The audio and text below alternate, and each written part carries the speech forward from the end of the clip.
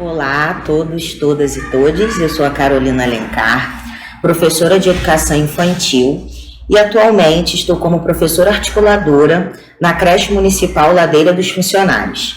Primeiramente gostaria de começar agradecendo o convite da primeira CRE para estar aqui hoje falando com vocês de um tema que dos últimos tempos vem se colocando como um assunto muito pertinente e é importante que a gente esteja falando sobre ele, que é a transição da educação infantil para o ensino fundamental e mais especificamente hoje a gente vai bater um papo sobre letramento na educação infantil.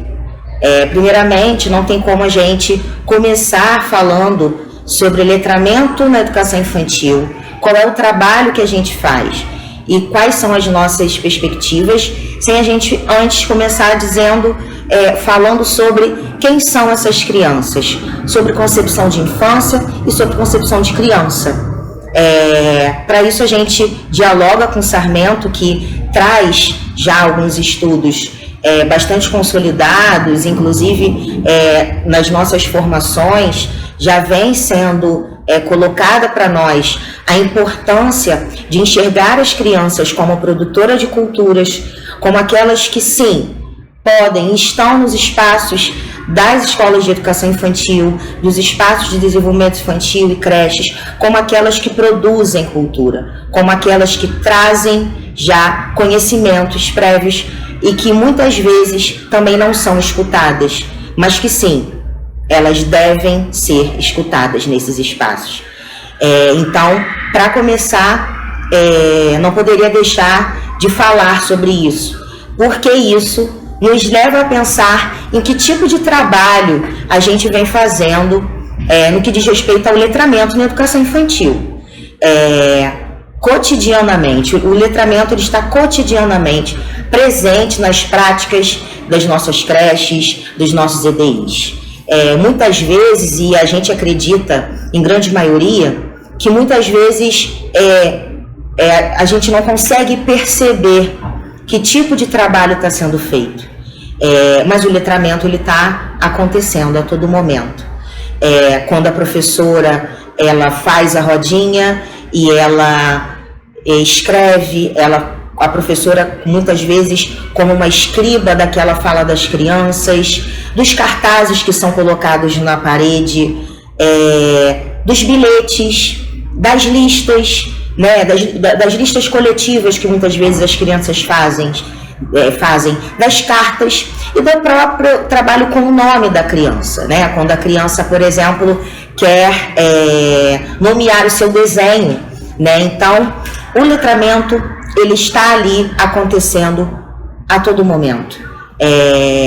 Então, é importante que a gente fale no quanto isso precisa estar muito claro para nós.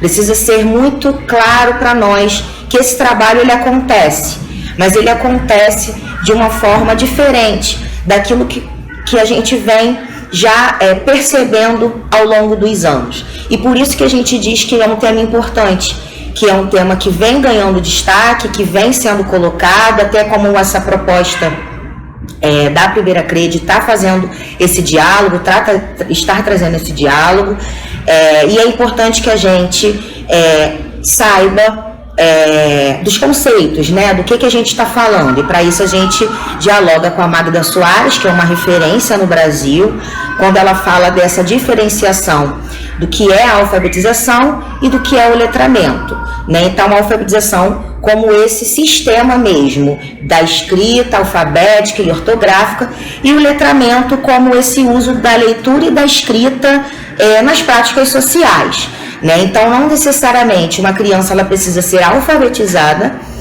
para ser letrada, ela pode ser letrada sem saber ler e escrever, né? E esse é o trabalho que nós fazemos em grande maioria na educação infantil.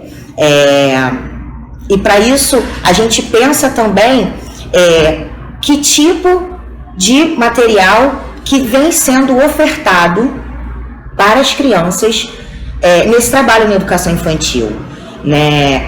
Acho que a gente precisa pensar também nos materiais de escrita que a gente leva para essas crianças, né? Para as crianças.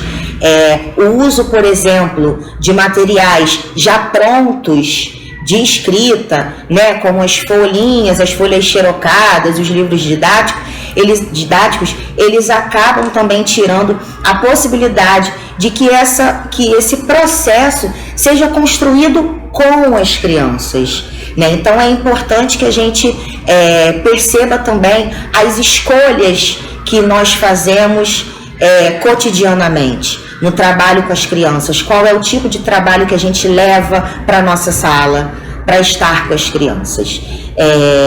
Então, nesse sentido, a educação infantil é recheada de possibilidades, é recheada do uso da leitura e da escrita, né? Como a gente conta uma história, como eu falei, né? Quando a gente faz uma lista dos aniversariantes, e que a gente possa perceber que todas essas ações que cotidianamente acontecem e que muitas vezes a gente não percebe que ali já está acontecendo o letramento, ele já está acontecendo, que a gente possa perceber a potência de construir isso com as crianças. Então, por que não fazer uma lista de aniversariantes do ano com a sua turma, por exemplo, em que as crianças possam elas mesmas escreverem o seu nome, a sua data de aniversário, né? Muitas vezes a gente chega com materiais prontos, né? A gente vê aí pessoas que fazem aí um mercado já voltado para venda, para compra e venda de materiais já prontos para que a gente use nas nossas salas. Mas por que não construir isso com as crianças? Então, quando a gente fala dessas escolhas, são escolhas que a gente pode sim fazer e que trazem essa potência, a potência de pensar, de potencializar mesmo o que já é feito, o que é já trabalhado, mas que isso possa ser feito com as crianças, né? E mais do que isso, também pensar nessas experiências significativas, né? Então, quando eu começo dizendo que a gente precisa trazer a concepção de infância e de criança como produtora de cultura, a gente também pensa que as crianças trazem as suas experiências da vida lá de fora, da sua família, né, da sociedade, e que isso possa funcionar como um dispositivo importante nessa construção com as crianças, né? Que elas possam falar, se expressar, construir suas histórias, narrar fatos, né? Quando a gente senta numa rodinha e conversa com as crianças sobre como foi o seu final de semana, e elas ali conseguem narrar com riqueza de detalhes o que elas fizeram, onde elas foram, com quem elas estavam, né? Isso é de grande importância. Quando depois a gente passa isso como uma lista, uma listagem, né? O que nós fizemos, geralmente tem muitas essas atividades, né, que a gente faz de o que nós fizemos nas férias, né? O que a gente fez nas nossas férias, né? De uma atividade que possa trazê-las como protagonistas realmente nesses espaços de educação infantil.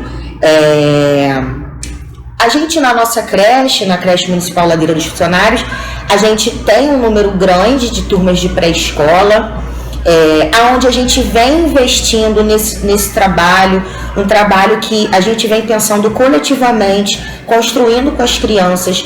A gente conversa muito sobre os espaços que a gente vem, como a gente vem organizando esses espaços, onde as crianças tenham acesso, por exemplo, aos cartazes, que esses cartazes estejam na altura das crianças, para que elas possam ter o contato, o acesso a esses materiais. Como os livros, né, tem uma discussão muito grande em relação aos livros que são disponibilizados, né, no cantinho da leitura, por exemplo. Muitas vezes nós temos medo de disponibilizar esses livros, deixá-los, né, à mostra para que as crianças possam manuseá-los, mas que a gente possa entender que um ambiente letrado, uma sala onde as crianças tenham acesso a esses materiais é fundamental. É fundamental para que a gente inicie ali esse processo de leitura e escrita, mas principalmente entender que o letramento ele é fundamental para que a gente pense no letramento como a função social da leitura e da escrita. Né? Então, não adianta as crianças, por exemplo, pegarem um livro, e isso é uma discussão que a gente tem bastante na nossa unidade, uma criança que chega ao final, por exemplo, da pré-escola, com 5, 6 anos de idade, e ela rasga totalmente o livro, por exemplo. A gente sabe que o livro ele vai ser manuseado, ele vai ficar lá usado, velhinho, rasgadinho, a gente vai lá, bota um durex, dá um jeitinho, mas que ele compreenda a função, né? Qual é a função daquele livro, por que ele está ali, né? Assim como as outras ações que a gente fala aqui, né? Por que a gente faz uma lista de aniversariantes? Então, quando a gente fala da função social da escrita, é importante essa construção também desde a educação infantil, quando as crianças possam perceber que o que a gente fala, a gente pode escrever, que o que a gente combina, que a nossa lista de combinados, do que pode, do que não pode, né? Geralmente tem muito dessas listas do painel dos combinados, das regrinhas da turma. Então, assim, por que a gente está escrevendo aquilo? Por que a gente coloca o nosso nome nos desenhos, nas pinturas e nas atividades? Então, que a gente possa perceber isto, dessa importância, dessa construção do letramento enquanto uma prática social também. E aí, né, não querendo ser muito repetitiva, mas falando desses diversos textos e gêneros que a gente pode valorizar, trazendo conhecimento das crianças, eu vou citar um exemplo, porque eu acho que quando a gente fala sobre determinados temas, a gente precisa às vezes exemplificar, né? Porque às vezes falar um pouco de teoria e prática, a gente precisa ir lá, vamos lá. Na minha sala, com 25 crianças, como que eu faço? Como que isso acontece? Né? E aí eu vou citar um exemplo de uma vez que, não vou me recordar o ano, mas foi na época das queimadas, acho que foi 2019 ou 2018, do auge das queimadas da Amazônia, e estava passando na televisão, e as crianças trazendo aquilo para a roda de conversa com a professora, e aí uma professora, era uma turma de pré-escola 2, né? E aí as crianças levaram aquilo para a sala, para a roda. E aí a professora, no mesmo momento, disse assim, olha, então, a gente depois em conversa, ela falou, olha, então eu vou abrir mão um pouco daquele planejamento, daquilo que eu havia planejado, porque eu vou investir nessa conversa com as crianças. E aí, num determinado momento, eles começaram a criar suas hipóteses de por que a Amazônia estava pegando fogo, quem fez, quem não fez, como resolve, como faz. E aí uma criança disse assim, é simples de resolver, é só chamar um bombeiro, meu pai é bombeiro. E aí começou toda aquela conversa e tudo mais. E aí a professora falou assim, caramba, seu pai é bombeiro? E ele, sim, será que ele poderia vir aqui na escola? Ah, sim, ele poderia vir. E ele disse, mas como que a gente faz isso? E aí uma criança disse assim, é muito fácil, é só a gente fazer um convite. E aí a professora no mesmo momento pegou uma folha de 40 quilos, um papel 40 quilos, e escreveu com as crianças na roda um convite para o pai daquela criança que era bombeiro visitar a escola. E aí começaram todo aquele processo. Bom, como que a gente começa a escrever um convite? Né? Como que a gente inicia uma escrita para convidar alguém para ir em algum lugar? E aí as crianças foram dizendo, bom dia, né? E aí eles foram ali construindo essa escrita coletiva. A professora usou, num primeiro momento, um apoio, né? Então ela escrevia num outro papel e aí as crianças iam passando livremente, sem nenhuma pressão, sem nenhum tipo de cobrança em relação a essa escrita mais sistematizada, ortográfica, né? Então a professora foi colocando e aí eles criaram, ficou um convite enorme, e aí depois eles disseram e todo aquele processo, né? E como a gente termina, né? Tchau, muito obrigado, espero que você possa vir. E aí uma criança disse assim, e agora como que a gente vai entregar? E aí ele disse, mas então a gente tem que pedir para a diretora para ela deixar ele vir aqui. E aí eles foram então na direção, foi toda a turma, entraram na secretaria e disseram para a diretora que queriam convidar uma pessoa para ir ali conversar com eles, para falar sobre como acontecem incêndios, como que os bombeiros trabalham. Bom, isso se desdobrou, esse convite foi enviado para a família e depois o pai da criança fez essa visita na unidade. Então é um exemplo simples, um exemplo prático de como primeiro a professora escutou essas crianças. E aí é importante que a gente fale que é fundamental também na nossa prática enquanto professora de educação infantil, mas como um todo, né? Pensar que é diferente a escuta, quando a gente escuta e quando a gente ouve. Então muitas vezes a gente pode ouvir, mas a gente não pode escutar. E eu acho que isso falta um pouco em algumas práticas, assim. A gente precisa escutar mais essas crianças, ter uma escuta sensível, como uma prática mesmo, como uma ferramenta política e ética no nosso trabalho com as crianças.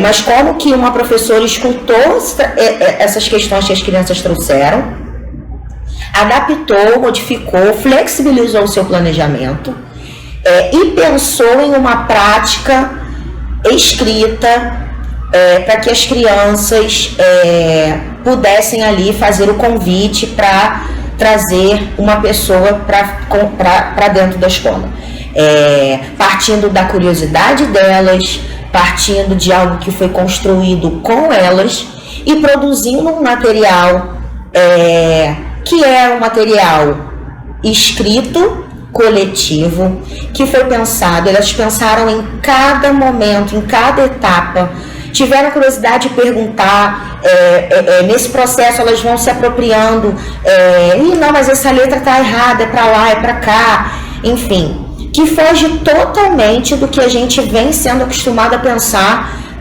de algo mais rígido e sistematizado, como uma folha xerocada, onde dali você teria, por exemplo, 25 atividades individuais que talvez não tivessem tanto significado quanto foi uma folha de papel 40 quilos, de um convite de uma escrita coletiva e de algo que partiu do interesse das crianças. Então, assim, esse é só um dos exemplos. A gente poderia, né, passar